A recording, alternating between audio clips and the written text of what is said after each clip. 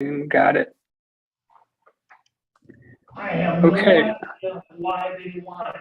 The proposed expansion of Camp Grayling wouldn't touch Roscommon Township, but those opposed to it say it would still impact the community. Well, it does affect all of us in one way or another, whether it be for not able to use some of the trails, our residents use those trails, or perhaps some of the waterways. The proposed expansion would affect Lake and Lyon townships. With Roscommon and Lake Township sharing a border, the township supervisor says it would impact people in her township as well. I think we all are patriotic and absolutely know how important it is for them to do their training. But my concern is it sounds like they'll be leasing out some of these buildings or properties. Well, these are tax exempt properties. It just seems like they're going beyond what their scope of training should be. It sounds like they're running a business. This is the People's Water Board Coalition Water Wednesday webcast for October 19th, 2022. Welcome, welcome, welcome, beloved community. We are back again with yet another installment of the Water Wednesdays webcast by the People's Water Board Coalition. And today I'm here with my co-host as usual, Valerie Jean Blakely, our tech guy behind the scenes, Lou Novak. And today we have the pleasure of having a very special guest that is here to talk about what's going on with the Camp Grayling expansion and what that spells out for the community surrounding that area and the community of Michigan as a whole. We have Monty Bowles from the Camp Grayling expansion Facebook group that's here to tell us about what's going on. And we're going to let you know about what the issues are and how you can get involved. Thank you so much for being here, Monty. We really appreciate it. Oh, thank you so much for having me. It's a privilege. This is such an important conversation to have. And for somebody who's as knowledgeable about water injustices around Michigan, I really had no idea about this expansion until it was brought to my attention by our friend Deb. And she's the one who told me to go to your Facebook group. And that's kind of how we ended up here today. Such an important conversation. And we're asking people to share it out now so people can watch it live as it's going on. So please share it out. We're going to get right to it because it's a short show, Monty. And again, thank you. Can you tell our listeners what Camp Grayling is and a little bit about its history, especially with any kind of environmental issues and things? Absolutely. I'd be happy to tell you what I know. So Camp Grayling is a designated National Guard training center in the United States and in Guam, in Puerto Rico, and the Virgin Islands. There's a total of 53 National Guard training centers. Of the 53 National Guard training centers across America and into, as I said, Puerto Rico and Guam and the Virgin Islands, Camp Grayling is overwhelmingly the largest. It's presently, as it sits right now, its footprint is 148,000 acres. And because most people don't think in terms of acreage when we visualize things, we visualize things in terms of square feet or square miles. The equivalent of 148,000 acres is 231 square miles. And I want to put that in perspective for you. The entire footprint of the city of Chicago is much less than 231 square miles. Chicago, in terms of acreage, is only 150,000 acres.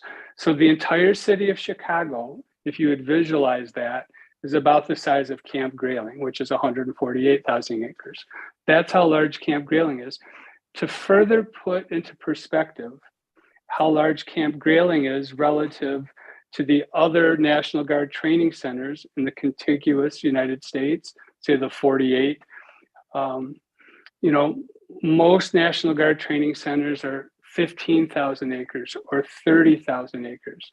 If they get to be 40 or 50,000 acres, that's a very, very large training center. And again, wow. Camp Grayling is 148,000. I dwell on this point because it's very significant. It's significant from the perspective of this is not a matter of Camp Grayling being undersized compared to anybody. It's vastly larger than everybody. But just to tell you a little bit about the history of Camp Grayling, it was established back in 1913 when a lumber baron in this area, the Grayling area, named Rasmuth Hansen, initially donated 13,000 acres to the state of Michigan and designated that to be used for the formation of Camp Grayling. And over time, over the years now, Camp Grayling has expanded from its, its original land grant of 13,000 acres to its current size of 148,000 acres. Now, again, Camp Grayling is a National Guard training facility, so it's distinct from the Marines or the Army or the Navy or the Air Force. Activities that take place at Camp Grayling, as you would imagine, are infantry training, and they have live fire zones, meaning they have designated areas within this 148,000 acres where the National Guard can train surface to surface artillery or air to surface artillery, or they can engage in more modern forms of warfare training, such as what they call electronic warfare, which is actually electromagnetic warfare training. I can talk a lot about that later in the conversation. Cyber warfare training. So these are just some of the different kinds of training that go on at this facility. But one thing I want to point out, and it's a very little known fact, and it's key to our conversation. One of the things Camp Grayling currently does on their existing training center is sublease mine, yours, Nicole's, public land to the private sector to use as an area to test and develop new weapons of war. And so we have to start with the premise that public land belongs to the people of Michigan. It doesn't belong to the DNR. It doesn't belong to the military. It belongs to the people of Michigan. So our public land, our rivers, our lakes belong to us. We employ the Department of Natural Resources to manage that land, to conserve that land, to protect that land for the use and enjoyment of citizens. That's the crux of the Department of Natural Resources mission statement. So where I'm going, go ahead. Yeah. So, I mean, just to point out all of those things that you named are being done on that land, all of them are bad for the environment.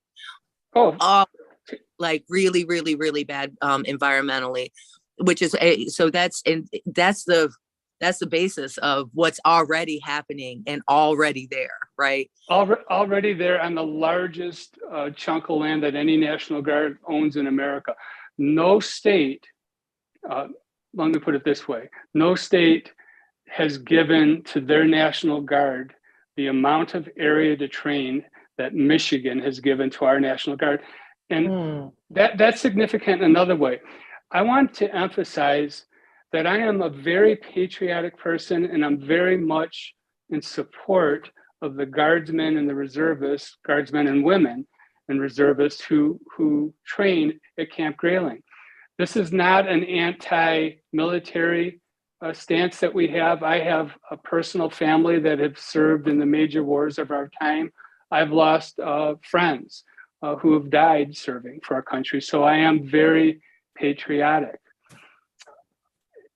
I want your listeners to understand as we go forward, because sometimes, because I'm so passionate about this, it can almost come across that I'm anti-military.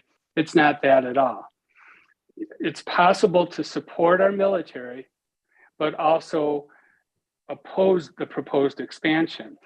What your listeners need to understand is this: if they were on their own to Google the number of military bases across America, and as far as military bases, there's hundreds. Remember, there's only, in the contiguous United States, there's only 48 National Guard training centers. But in terms of total military bases, including like the Army and the Marines and whatnot, there's hundreds. Of those hundreds of military bases across the United States, probably 90% of them are contaminated. They've destroyed their environment that they're on and the communities that surround them. Yeah. And this goes to the point that Valerie made. You know, all of these activities that are going on Camp Grayling's existing training center are already bad for our environment and for the community. And for, you know, when I say the environment, and by environment, I mean our wildlife, the fish that inhabit our rivers, and our community. Yeah, that's, I mean, we're talking about the largest polluter on the planet. It's, Absolutely. I mean, everything that they do makes the environment worse and worse globally. Why do they want to expand it, Monty? What's their game plan? And, you know, really, how is it going to harm things? First, why do they want to expand it? Yeah, well, that's sort of the $1 million question. Now, this was brought to our attention, to the community's attention, about 5.5 months ago, when Camp Grayling first started sitting down with some handpicked local officials. And when I say handpicked, I mean many local officials were not at all aware of this till they read about it in the paper. Right. So the reason Camp Grayling tells us that they would like this expansion, the proposed expansion, let me mention the size of this proposed expansion.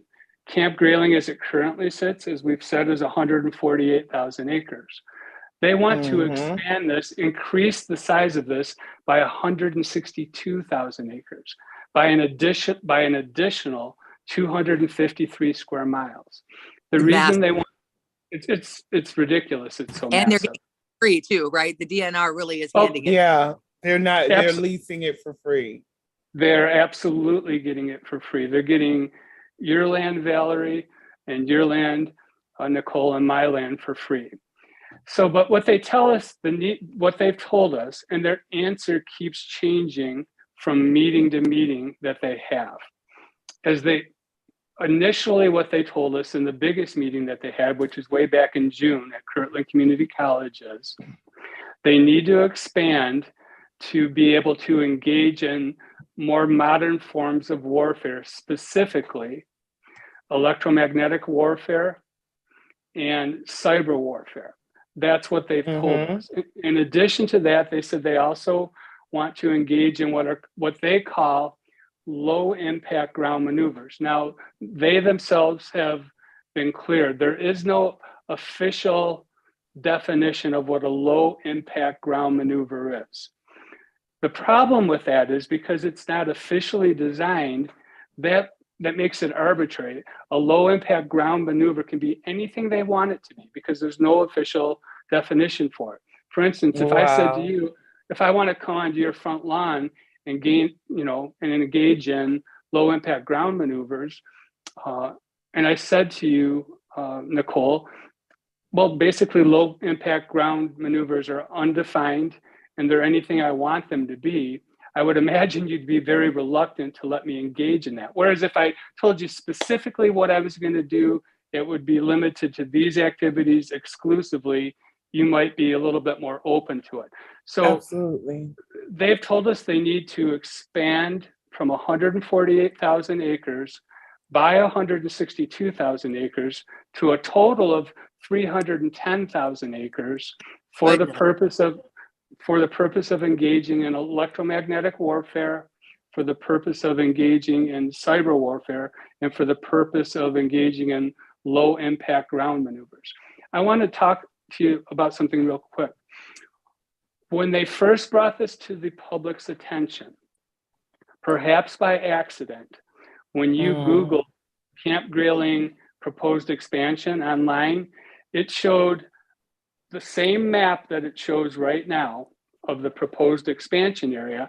And on that map, it actually had proposed launching sites where they would fire off weapons from one site, obviously, to another site. That was on the Yeah. draft. There were like 5 of these 6 proposed new, they're called firing points. Again, a firing point is where they fire missiles and bombs to other areas where they would explode. Well, since then, they've removed those firing points from the map. They have. So now when you go to the map, it doesn't show those. Now, we understand what's going on at each of these meetings they're having in the various municipalities in this affected area, is that Camp Grayling is attempting to sell the idea of this expansion to the various communities. Well, obviously, it's a lot easier to sell this expansion if the map that you're showing on our computers doesn't show new firing points and things like that. So they are trying to present this need in the most watered down way possible as they sell this to us. And so go ahead. Oh, I was just concerned about the conversation that was had with representatives of Camp Grayling, particularly Colonel Myers. Yes. Or Colonel Scott Myers, who basically, his response to the community was the worst response I've ever heard. It was simply like, "Oh, we hear your concerns, but we're not gonna win over everyone." That was his response. A total lack of, and that people are taking pictures of the PFAS already built up in the water. Yes. The tributaries that are surrounding the Camp Grayling. I mean, it's just, we really don't care if you like it or not. Just deal with it. Right. And he didn't bring up anything about PFAS concerns in his conversation. No, in fact, when we brought it up, he downplays everything. And because this is the People's Water Board Coalition, and you have a focus on waterways and rivers and lakes, you need to know that Camp Grayling already has an established history of not being a good partner in our community. Yeah. We have PFAS in our water.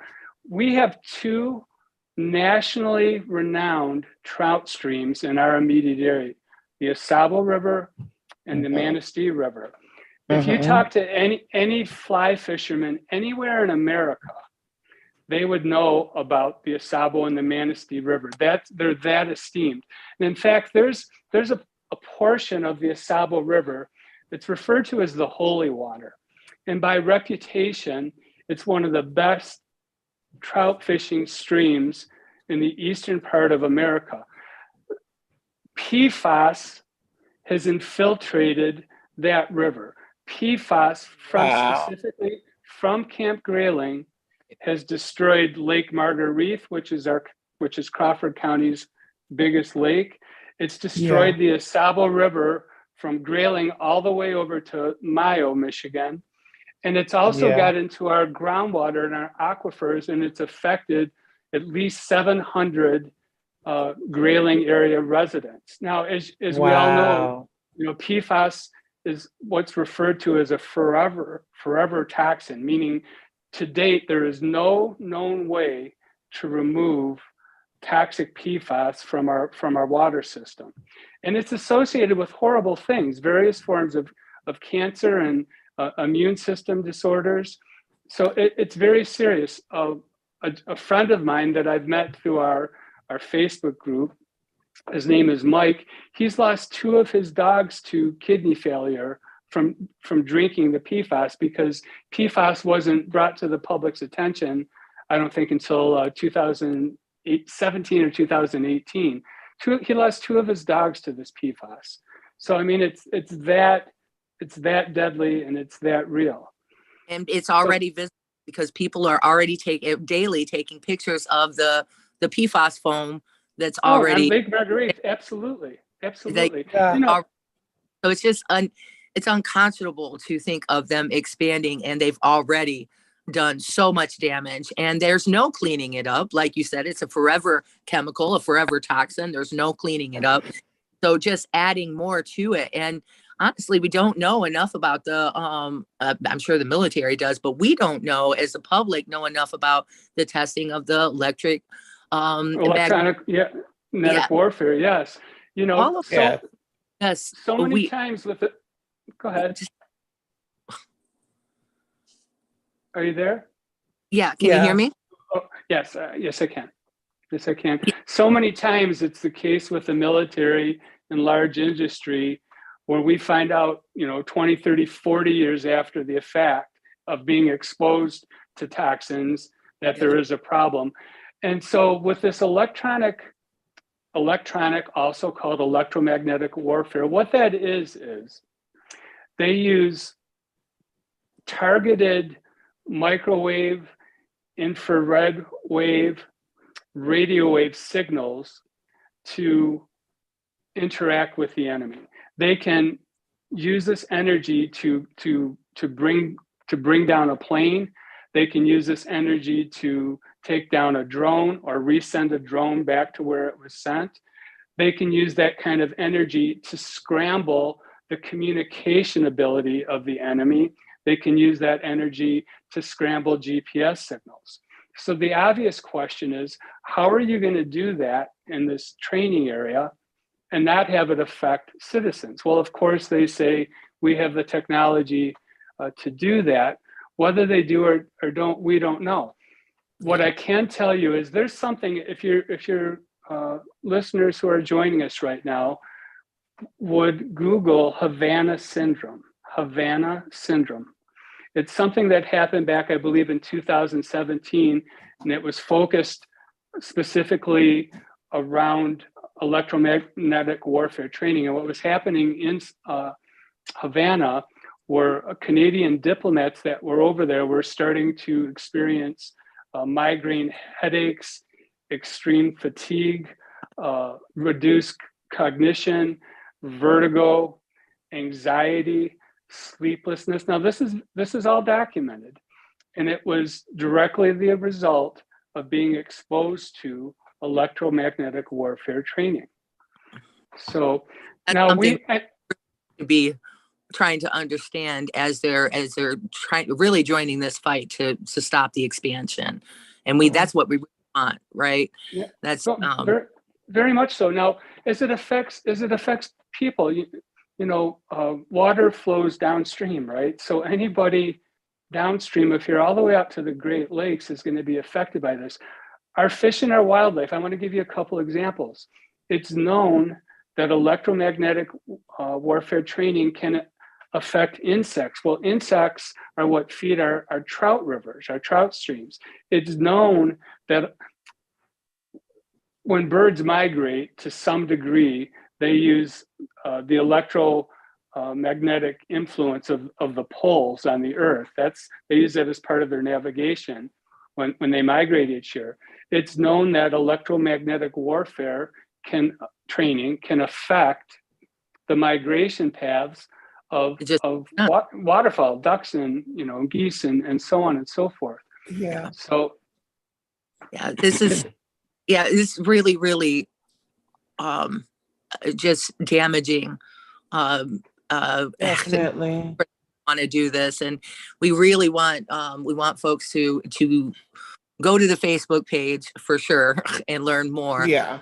What else? I just wanted to reiterate a point that Monty brought up about PFAS, that it's a forever toxin. And yes, it is, Nicole.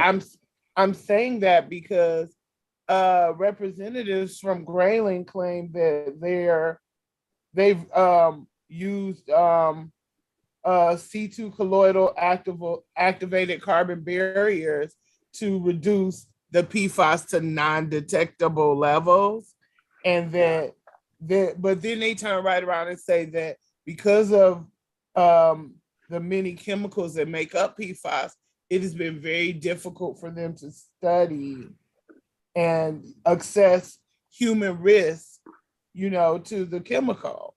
So the fact that you say you have these barriers to reduce them, but you're not sure what they do to humans, why would you want to expand when you continually use those chemicals?